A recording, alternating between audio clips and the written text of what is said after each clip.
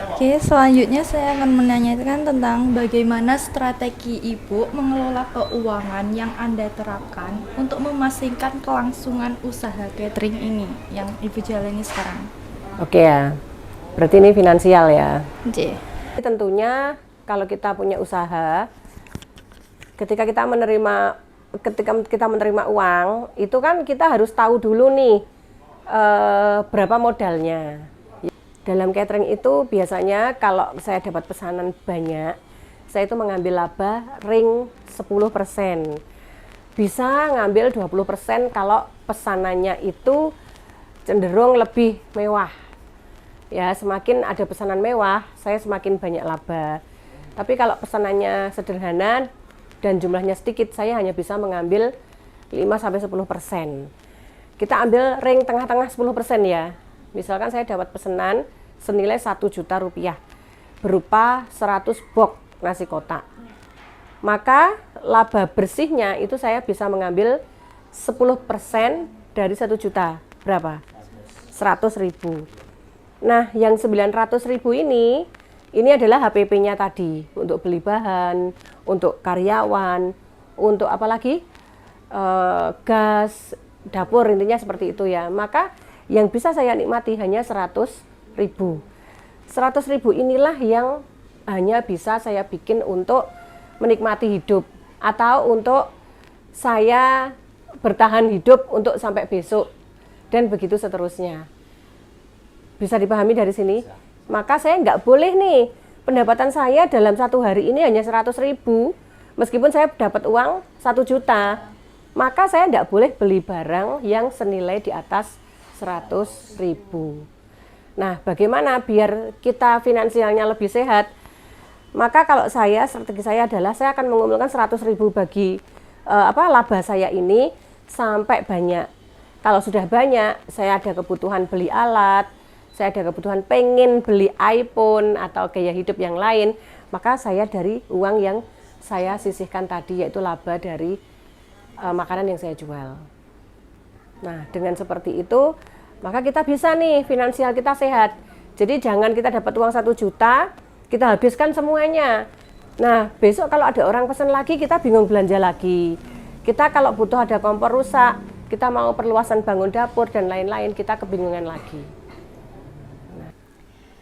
Kan untuk catering ini kan pastinya memiliki banyak tim di bagian dapur dan juga yang lainnya. Nah, apakah tim dari catering Ibu ini dalam mempersiapkan dan mengelola pesanannya itu bagaimana untuk menanganinya? Oke. Nah, untuk tim sendiri kita ada banyak. Yuk kita sambil masuk. Jadi ada bagian yang prepare.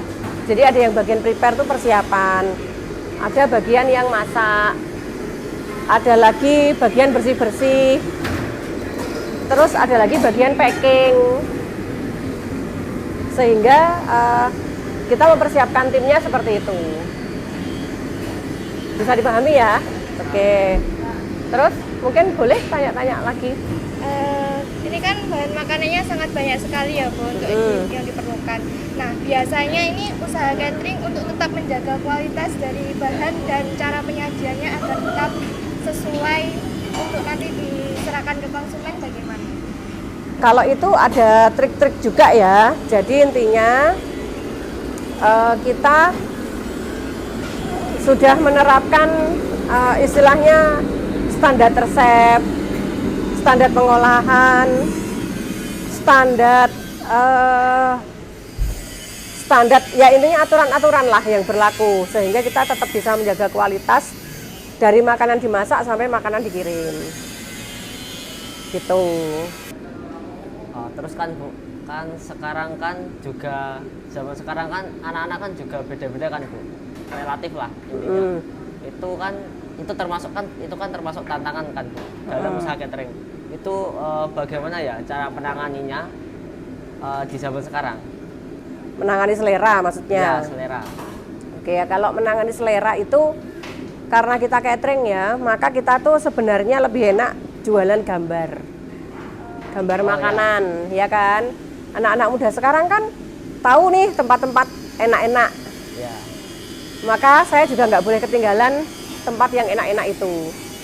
Ada dibuka resto A, kafe A, C, terus kemudian rumah makan Z dan sebagainya. Maka saya mengikuti itu, terus kita gencarkan di promosi. Oh, berarti intinya itu gambar yang menarik ya? Ya, gambar yang menarik tentang makanan-makanan itu. Gitu, sehingga kita nggak monoton hanya melayani nasi kotak, tumpeng, atau makanan-makanan orang-orang tua, tetapi kita juga melayani makanan-makanan ala anak muda. Ya.